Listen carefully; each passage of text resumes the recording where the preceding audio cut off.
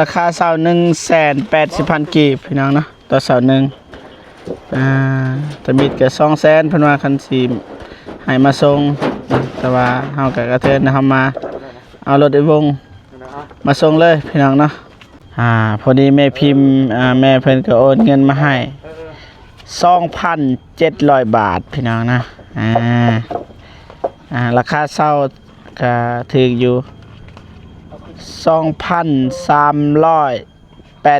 2,388 บาทนะแต่ว่าแม่พิมพ์โอนเงินมาให้2,700นะเรือนั้นแม่นมอบให้ไอ้วงพี่น้องนะได้เติมน้ำมูกน้ำมันพี่น้องเนาะมันบ่เจ็บก็โอนให้ไอ้วงเรียบร้อยเบิดแล้วพี่น้องนะขอขอบคุณทางแม่พิมพ์เด้อขอให้สุขภาพแข็งแรงความเจ็บบ่ให้ได้ความไข้บ่ให้มีให้หังให้มีให้ร่ำให้รวย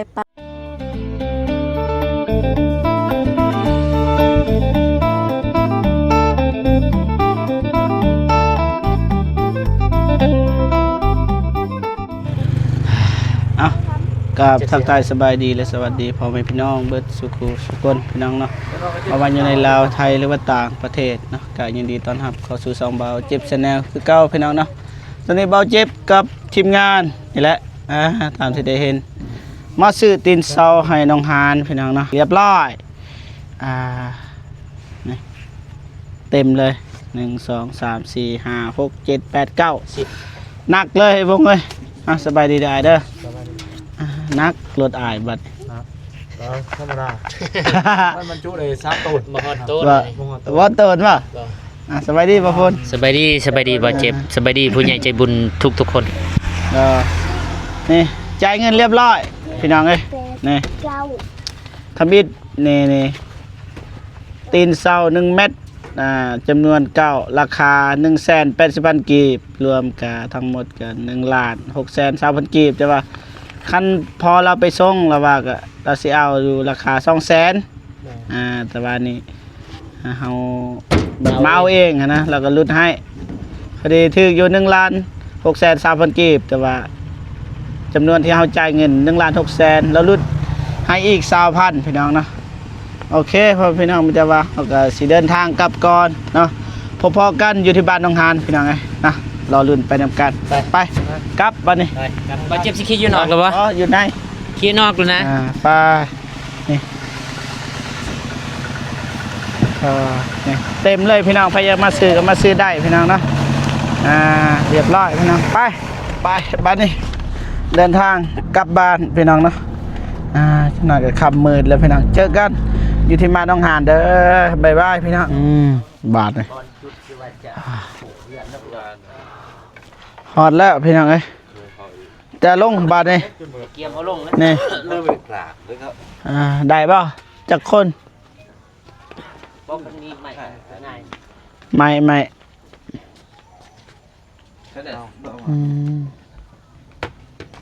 หาใหม่เอาหอดแล้วพี่น้องเอ้ยพอน้องฮานหอดพี่เลยคนเศร้ามาไว้นี่เลยยายสะทรายอยู่พี่น้องเอ้ยนี่พอน้องฮานเฮ็ดแล้วบอลเศร้าพอเพิ่นว่าสิกบพี่น้องเนาะไปใส่กันย้ำไปที่บ่คนให้มันเทียงเป็นคนบ่หักบ่เอาบ่หักไปป้าใส่บ่นี่ไปจะตั้งเลยเป็นป้าอยู่หันบ่อีจอกป้าอยู่ลุมบ่ตั้งเลยเนาะตั้งไว้เอาตั้งก้อนจังหน่อยเอาออกไปใหม่ป้าบ่พ้นจะป้าใหม่ให้เราดึงใหม่ไปเอาสิป้าวัน1 2 3ผู้เดียวเนาะก็1 2 3เนาะ1 2 3เข้าไปไป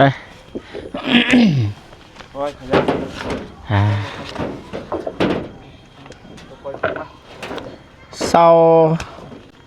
ราคาเสา180,000 กีบพี่น้องนะต่อเสาหนึ่งตะมิดกับ200,000เพิ่นว่าคันสิให้มาส่งแต่ว่าเฮาก็กระเทินนะครับมาเอารถไอ้วงมาส่งเลยพี่น้องเนาะ พอดีแม่พิมพ์แม่เพิ่นก็โอนเงินมาให้ 2,700 บาทพี่น้องนะราคาเช่าก็ถูกอยู่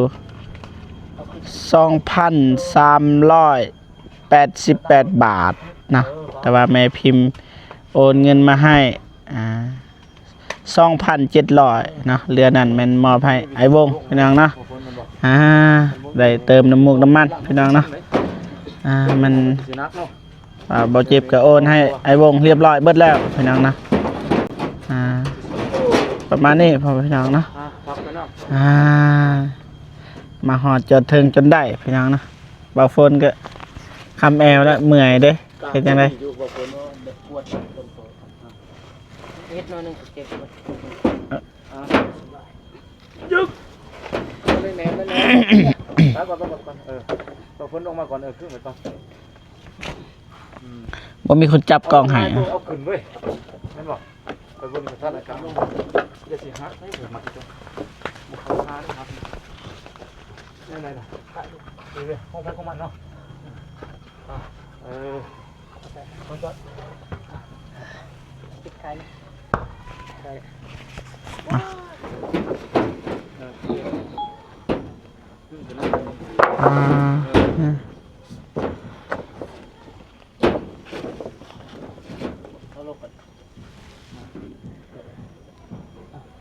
ตู้เดินบนเก่าอีกตู้เก่า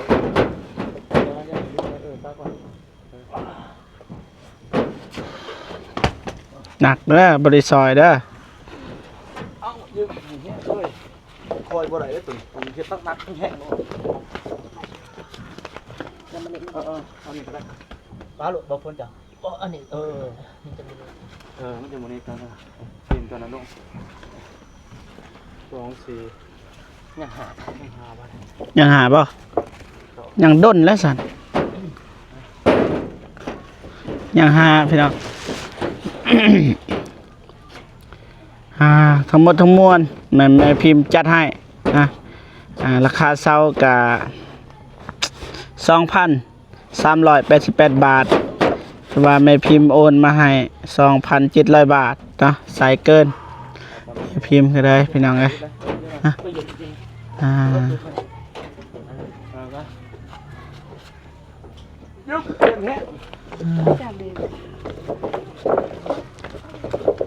ภาษาได้ลมเด้อ ลูกเขาเรื่องได้เลยไปจึกเอาลงโอเคนั่นน่ะ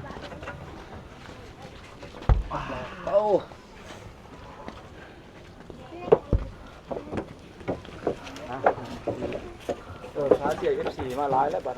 บ่จุดนี่นะ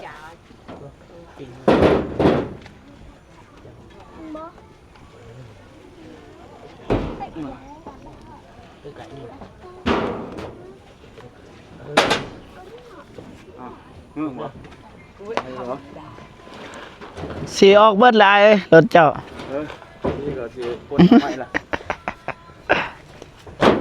คนนักก็ต้องยอมรับได้เกินเอาตาม เบาเจ็บบ่ได้ซอยเด้อ มันเก่า จับกล้องให้ โลกมันนี่มันนาก็สิโลกคือเก่าอยู่ อยู่นี่มันบรรทุกอยู่แล้ว เอาใส่โดนๆนี่ก็มาลาแล้วให้มันน้อยที่สุดนะเล่หัวหน้าเพิ่นคุมงานด้วย เมื่อยบ่บ่ฝน เอาสู้ต่อ ไก่เด้ยัง3 ผู้เชี่ยวชาญบุตรยานจะได้จบมามันบุกเขาทักยึกขึ้นโอเคโอ้จะฟ้าดตามรุดตรงเลยด้วยมันที่เราเสียสละแต่มันว่าได้โจ้เลยโครงการหันของห้องมันก่อนเพื่อขึ้นในบ้านนึงหันของล็อกมันก่อนขึ้นเพื่อขึ้นไหนบ้างไอ้มันเอาออกเลยตัวนี้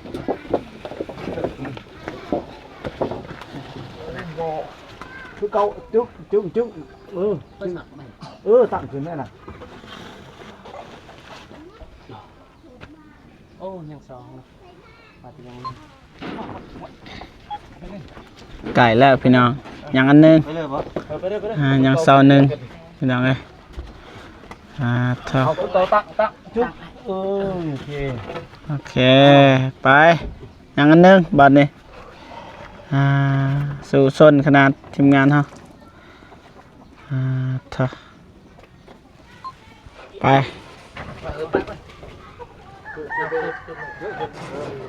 เอาวันโมย่านวัน ไป เล่นสปีดวัน เรียบร้อย ตัวสุดท้ายเอาถูกก็ตั้ง อืม เฮ้ย เรียบร้อยบัดนี้บ่ฝนไอ้วงก็ล้างมือ ครับอันนั้นดาบ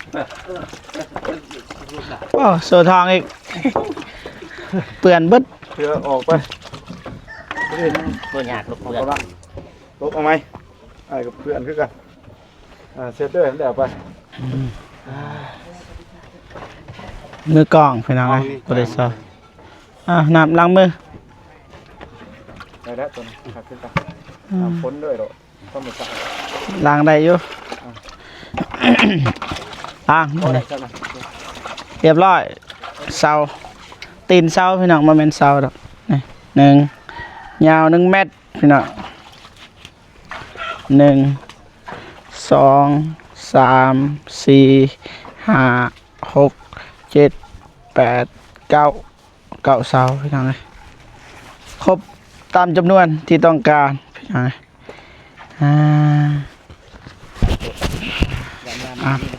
เกียร์ตามทาง ได้โอ้มาได้อาบน้ำบ่ โดย สบายดีน้องฮันเนาะ โดยสบายดีบ่เจ็บโดยสบายดีบ่พ้นโดยสบายดีผู้ใหญ่ใจบุญทุกท่านและ FC ทุกท่านหรือว่าอยู่ในลาวและไทยและต่างประเทศก็ขอสวัสดีสบายดีเมิดสุขุสุคนเด้อ ได้ เรียบร้อยได้วบัดนี้นี่ โดย ซื้อมาให้เรียบร้อยเมื่อยได้เลยสองท่านเพิ่นนี่สุดยอดเลยยกโป๊ะให้เพราะว่าเพิ่นรักษาสุขภาพ กำลังดีเมื่อทีนี้อ่อนๆแอนๆเดินอะไรกินได้แต่ปวด เสาหนึ่งนี่ทำบิดนี่เขาเจ้าขาย200,000แต่ว่ากระเทินรถไอ้วงเรามานะแบบเขาบ่มาส่งนะก็เลยลดให้เสาหนึ่งตัว1,800,000แล้วก็ตกอยู่เงินรวมทั้งหมดทั้งมวลก็1,620,000 กีบแต่ว่าอ้ายเพิ่นก็ลดให้อีกพอเพิ่นน่ะนะลดให้อีกลด20,000เหลือ1,600,000มานั้นทั้งหมดทั้งมวลแม่พิมพ์จัดการมีแต่ว่าให้น้องออกก่อนบ่ได้ใส่เสื้อแต่ให้น้องขอบอกขอบใจขอบุญขอบคุณแม่เพิ่นนะแม่พิมพ์ โดยขอขอบคุญขอบคุณทางแม่พิมพ์เด้อขอให้สุขภาพแข็งแรงความเจ็บบ่ให้ได้ความไข้บ่ให้มีให้หังให้มีให้ร่ำให้รวยปรารถนาสิ่งใดก็ขอให้ได้สิ่งนั้นอย่าเจ็บอย่าจนไปใส่มาใส่ก็มีแต่คนรักคนหอมนอนหลับให้ได้เงินหมื่นนอนตื่นให้ได้เงินแสนเฮงๆปังๆตลอดปีตลอดชาติเด้อแม่สาธุ สาธุได้บัดนี้โอ้ทางนั้นก็ลูกไอ้วงสมควรเลยเป็นเบิด คนตาเกี่ยมของคนนี่ ตะเกียงอยากเมื่อเลยเด้ เมื่อซื้อกาแฟ เอาวันนี้โคทักนะ มื้อนบ่ฮู้ว่าเฮ็ดหยังทีมงานเฮาแต่มานี่คือเก่าหั่นแหละสืบต่อภารกิจนี่แหละไปใส่มาใส่บ่ได้แล้วบัดนี้มีแต่ทางนี้ก่อนจึงไปทางอื่นได้ประมาณนี้พ่อแม่พี่น้องเนาะคักแล้วตีนเสามาหอดเลยมืออื่นเกียมกบใหม่แล้วก็ นี่แหละให้เพิ่นตั้งเสาพี่น้องเนาะ เด้อ พี่น้องเนาะโอเคถือว่ามาส่งเสาน้องห่านสำเร็จเรียบร้อยนะมีแต่ว่าทางทีมงานเฮาก็สิขอตัวกลับบัดก่อนนะสุดท้ายท้ายสุดก็ขออวยพรในไส้ให้แก่แม่พิมพ์นะจงมีแต่ความสุขสุขภาพแข็งแรงขอยืนมันคนยืนความเจ็บบ่ให้ได้ความไข้บ่ให้มีปรารถนาสิ่งใดขอให้ได้สิ่งนั้นเด้อแม่เด้อนะสวยมาตลอดพี่น้องเนาะแล้วก็ฝากขอบอกขอบใจทุกคนเลยนะทุกท่าน บ่ว่าจะเป็นแม่พิมพ์แม่เพียนแม่ติวแม่ลินแม่เพ็ญนะที่สมทบทุนเงินสร้างบ้านให้น้องฮานจะได้ขอให้แม่ๆทุกคนหรือว่า FC ทุกคนจงมีแต่ความสุขสุขภาพแข็งแรงขออยู่มันคนยืนนะความเจ็บบ่ให้ได้ความไข้บ่ให้มีปรารถนาสิ่งใดขอให้ได้สิ่งนั้นอย่าเจ็บอย่าจนแล้วก็ให้ร่ำๆรวยๆยิ่งๆขึ้นไปเด้อเบิดสุขสุขคนเนาะสุดท้ายสุดนี้บ่เจ็บกับขอลากลับบ้านก่อนพบกันคลิปหน้าเนาะสำหรับคลิปนี้ขอกล่าวคำว่าสบายดีเด้อพ่อแม่พี่น้องสุขคนเจอกัน EP หน้าบ๊ายบายพี่น้องเด้อ